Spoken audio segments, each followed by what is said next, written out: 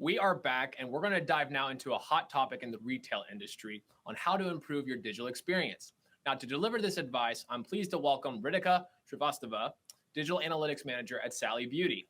Ritika helps the organization to measure the costs, benefits, and effectiveness of the website and apps, both on the B2C and the B2B sides, with the aim of improving the user experience and converting more visitors into customers.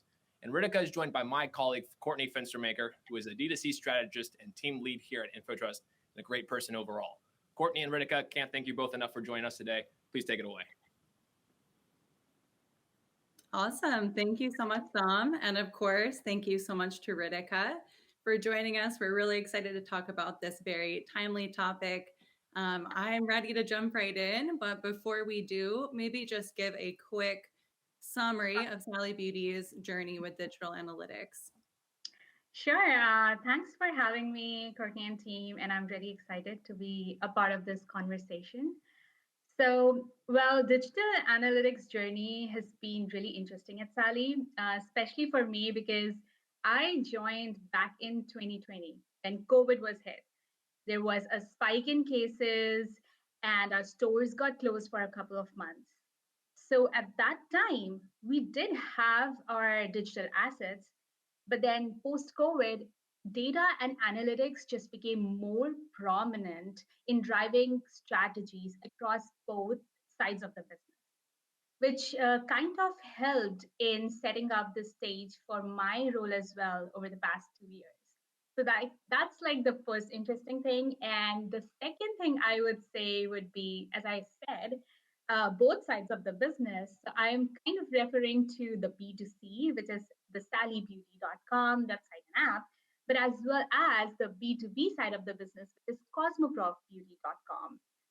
So it's very interesting to work at this time on both, different kind of user base. When you look at the user journey or you're looking at the purchase patterns, how different it is. When you look at the data and insights, you see the major difference. When you look at, let's say, the data points like abandonment rate or just the checkout funnel in general, you will see how different approach that we have to take as a team to analyze the data. And that's just, juggling between the two sides just makes our job really fun at the same time. Yep, absolutely. And thank you for sharing that history. I think it helps color in what we'll be talking about. So just jumping right in, over the last 2 years, obviously a lot of brands have been talking about how do I bring that in-store experience and the online experience into one, building this omni-channel strategy. More recently, though, a few months, weeks ago, you're starting to also see really large retailers actually talking about separating retail and separating e-commerce, closing some stores. So would be interested to hear what Sally Beauty's perspective is on how to kind of bridge that gap in store versus online, bring them together or separate them. Well, I remember back in 2020, I was working with a few of our great leaders on the product team, and I saw that they immediately started working on omni-channel strategies. So the teams were not just thinking about enhancing digital experience for our users, but also strategizing marketing and email campaigns to best cater to our existing loyal customers. So I would say Sally did not really decided to separate the experience, but instead they wanted to replicate the experience. And I believe the reason behind that was because we really understood the fact that our in-store customers, our existing customers who were used to going to the store, they really needed the exposure to the site. And when with our email or marketing communications, we bring them on our site, we wanted them to have an easy transition. We wanted them to feel at home and not feel like they're going to a different store and then coming on a different site.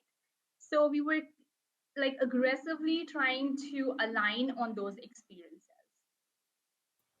Got it. Makes so much sense. And do you mind actually just sharing a few kind of tangible, practical examples with us of how you guys brought that in-store experience onto the website? Yeah, sure. So back then, we used to have like a lot of brainstorm sessions and just, teams from across the organization coming together and just discussing what is the problem that we need to solve, how we need to enhance the site. And the first thing that all the teams aligned on was the findability. So if a customer, let's say, goes to a store, they know where exactly the product would be because you have aisles in a store and every aisle is dedicated to a product category. So you know where to go for a women's hair color versus a hair care product section. So we kind of wanted to have the same experience on the site. So the first thing that we did was to pull a lot of data around navigation and search features on our site to see what exactly is the click through rate for those features. Um, to see are the users, which product category are they clicking the most versus clicking on the least? Are the primary categories and subcategories organized in a certain way or not? And lastly, the terminologies that we were using, is that relatable to the user? Are they able to find their exact product going on to that PLP through a navigation or not, a listing page? And we did the same thing with the search function as well, just to see what keywords they are typing in. And based on that keywords, are we suggesting them the right product in the search results pages or the right article that they want to go to learn more about how to color their hair or which product that they should purchase? So the data that we gathered really helped us to make a significant impact and improvement in our navigation. And since that's 2 years, I think we've made a lot of progress and positive impact. So that's one initiative, but there was another one, actually a big one. And I'm sure like all the companies must be working on it during that time, but Sally really acted quickly, and that's like really commendable on their side. So that initiative was around fulfillment methods. So we already had a segment of users. They did not wanted any contact with the store. They were okay with receiving their products through standard shipment. But then we did identify another segment, another trend going on in that year, wherein the customers had an urgency. This customer segment, they really wanted the product on the same day because they were used to going to the store whenever they needed. So they had an urgency, but they also did not want a lot of contact, to stick to minimum contact. So that's why the teams launched a new fulfillment method on our site, which was BOPIS, buy online and pick up in store. And through this, we really helped solve a lot of pain points of our user segment.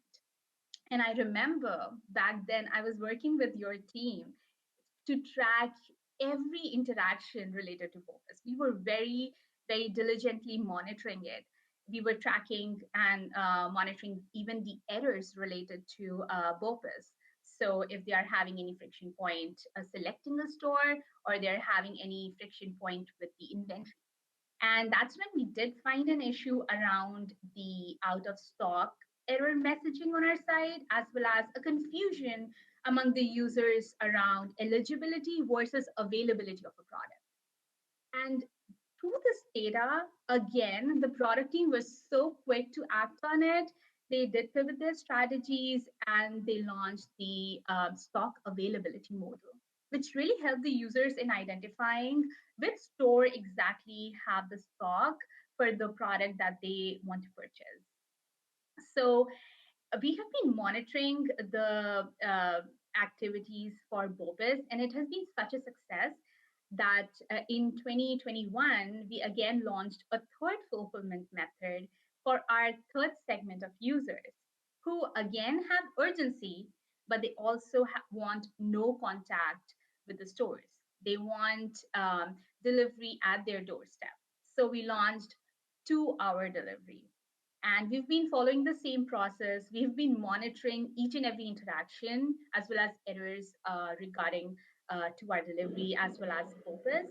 And I think the main part of monitoring is that once we launch this initiative, we don't have to like sit back and move on to a next initiative. We do move on, but you have to take into consideration that you have to go back and see if the initiative that you launched is still working or not for your audience base. So that's why it is a continuous process, and you already know because we've been working on like improving the tracking and just evolving our approach on it. Yes, definitely know all about the process we've gone through. And I have to say, I love the fact that you guys as a brand really knew you had a strong in-store presence and you thought about what are the different really strong customer-centric touch points in the store and how do those manifest themselves on our website? How do we kind of bring that experience over? Something as simple as a navigation. When you build out your website, of course, you put your navigation in place, but thinking about things like the aisles and the shelves and how that coordinates, it's sometimes not something we think about as retailer e-commerce brands, that kind of spot where those come together. So I love that. Also, as someone who loves BOPIS, like you said, I think a lot of retailers have started to lean into buy online, pick up in store. Um, Same thing, just kind of really encouraging everyone to think about like you guys got BOPIS and you rolled that out. It was super successful, and it would have been very easy to stop there and say, hey, we met the customer need of they don't feel safe and comfortable yet to go in our stores. What can we do? How can we bring that online outside of just ship to me when they have that kind of same day urgent need? But very important to always be thinking about, okay, we've solved one problem. There's usually more than one segment. That same day delivery, 2-hour turnaround time was somewhere that you guys certainly didn't have to go, but making that investment, it just kind of shows your continued commitment to that digital experience. So I think that's so awesome. One last thing I know you and I are both very familiar with, and something we both really like to work on as well, was the virtual try-on. So do you mind sharing some details about that as well? Oh, definitely. That's like one of my favorite experience when I joined Sally. And it was pretty interesting. I mean, you can try the color on yourself on our site. So I think that's another strategy to replicate the experience from in-store to online. Because what happens when you go to the store? Like from my personal experience, I've seen my mom, covering her gray hair. She used to use boxed hair color, but I never knew like what's a developer, what it does, and what kind of volume do we need to use. So when I went to the store to color my pitch black hair burgundy, I was pretty confused. And I took my mother in law as well. And when we connected with the sales rep, he kind of really guided us well. And it was pretty interesting that the developer level was pretty different for both of us. So I think that level of assistance and basically understanding what would look good on your skin tone or on your face, your haircut, it's really hard to get that information when you are on the site browsing for that product. So our virtual try-on experience for hair color, it gives you that ease of experiencing that color, right? You can switch on your camera or you can select a model and experience the color on yourself. And that really helps in making the decision for the user. And moreover, our teams also provided the ease to add the product to bag. So we have a link on the same page where you can add the product to your bag. But by looking at the data, we also found that there were a lot of users and their path was going from that experience to the PDPs. So we did understand that these users need more information about the product. They need more information about the ingredients, or probably they just want to go through their peer reviews. So we also provided a link on the same page to go to that specific hair color PDP. So just trying to make it more and more convenient and easy for the users to make that decision for themselves. Also to build that confidence in them that this purchase will work and it will look good on me. So I think that level of confidence, if you're in the store, you will have it, but sometimes it is not really gets on you when you're on the site. So I think the teams have really worked on it, and the data that we got did really help in making those enhancements. And I'd say like we do have like a lot more initiatives coming this year, more on personalization initiatives, and we're working also on our apps. So a lot more will be happening on our site and apps this year. So exciting.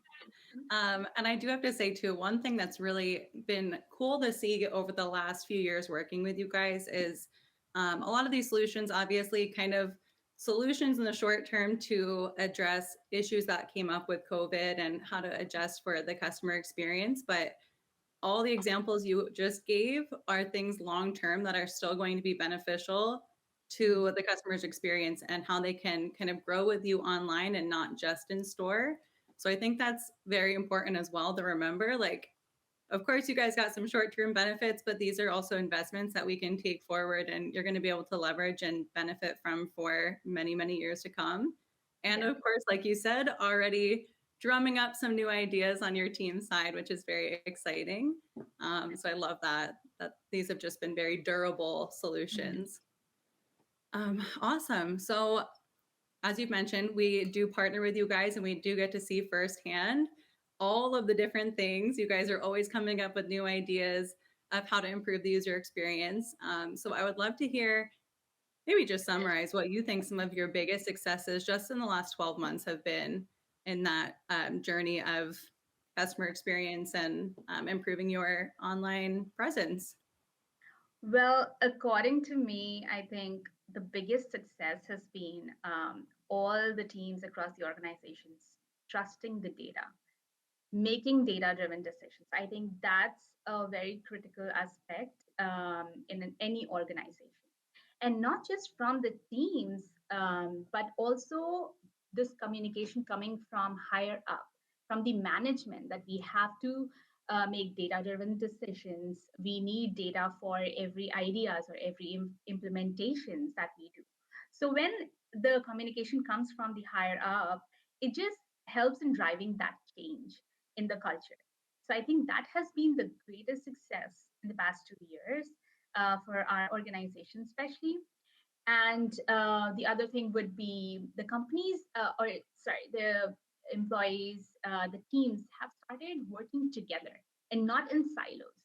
I see that for every meeting or for every idea that we want to discuss or for any analysis that our team does, we discuss it or we brainstorm it with the paid digital media team. We combine with the customer marketing team or the UX and the product team. So everybody comes together and develop ideas.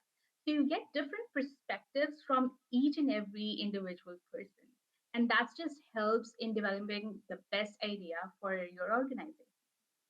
And I think the last one would be our A/B test efforts, how much we have evolved in the last 2 years, because that's another critical part of digital.